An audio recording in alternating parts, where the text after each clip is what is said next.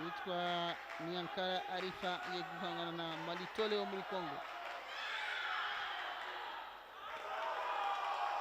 Amaze kumushyiramo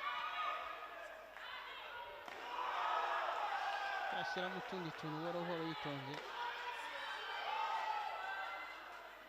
Asa bigaragara ko afite tekinike zabo zihariye mu buryo bakora amatake.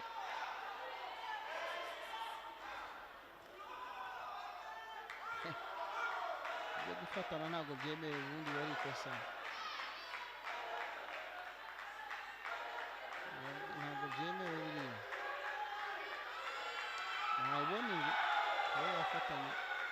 Aho muri Burkina Faso, Niankara Arif wa Burkina Faso akina na Malitole muri Congo.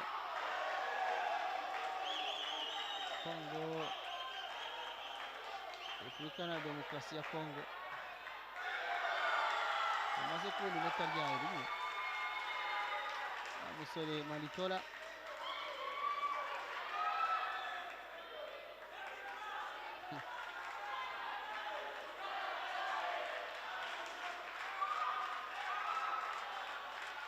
kijana kutoka Congo tayari ameshapata pointi yake. Congo DRC ameshapata pointi moja, wakati huyo Arif kutoka Burkina Faso alikuwa hajapata kitu. Ikiwa inasalia dakika 1 sekunde 44 mchezo huu kumalizika.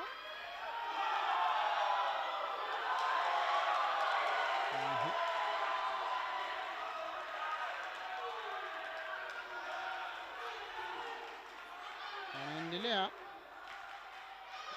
pambana hapa tu. Ni mashindano ya karate barani Afrika ambayo yamefanyika hapa nchini Rwanda.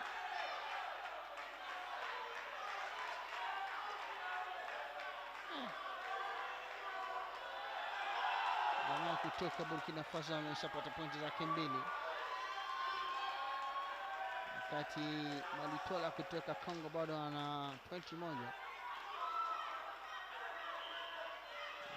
Ana pointi 1. Subiri tuone mambo yatakuwaje hapa. Tumia mbinu za kutafuta jinsi ya kuingia na kupiga ngome. Piga mwereka huko. Anaanza kusunda kidogo. Kidogo. Piga mwereka.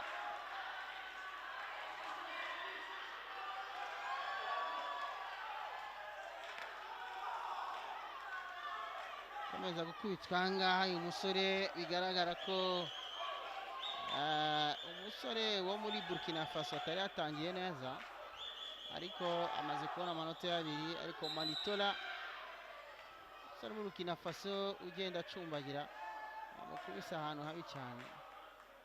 Aje gukubita ahantu habi hari haruguru, ariko noneho nepfo ku mavire mafataho ahantu bakubise ni habi cyane uriya.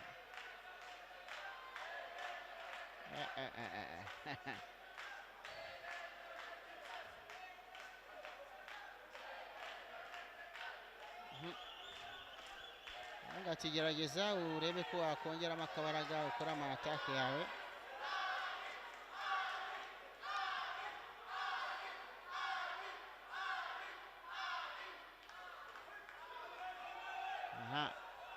Uko nabwiye rero turagenda twakira abantu batandukanye. Right now I have in the studio, I have the team manager of Namibia national team. This is Mr. Leonard Martin.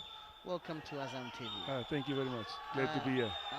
Mr. Martin, how do you see Rwanda, first of all, before we go deeply into the competition?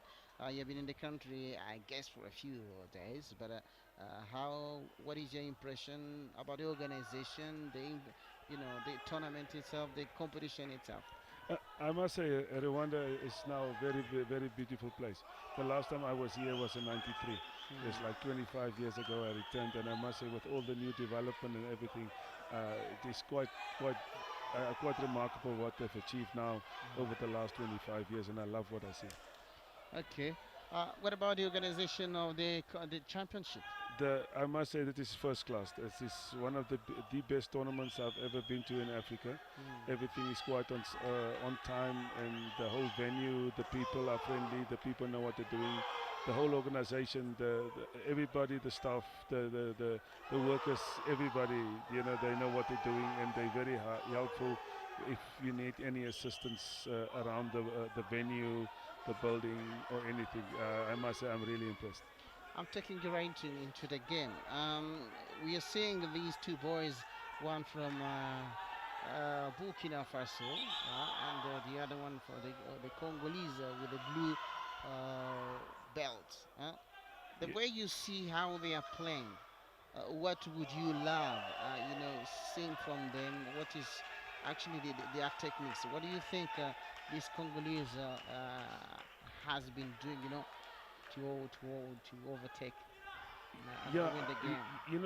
if I look back in the years, we were, especially our Africans, were very limited to the sport karate to our European counterparts.